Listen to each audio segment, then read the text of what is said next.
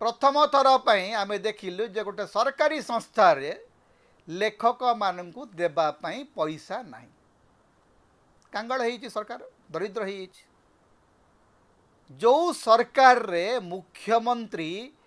राति पिछा रहिबा पाई presidential suite बाबद को 15 लाख टंका खर्च करती जेउठी गोटे राजनैतिक रैली करिया पाई कोटी कोटी टंका खर्च करी कर्मी मानकू बुहा जाए कर्मी मानकू गाड़ी करी विधायक माने आणंती भाषण शुणांती खाइबा पीवा दियंती गला बेले हाथ गुंजा दियंती से राज्य रे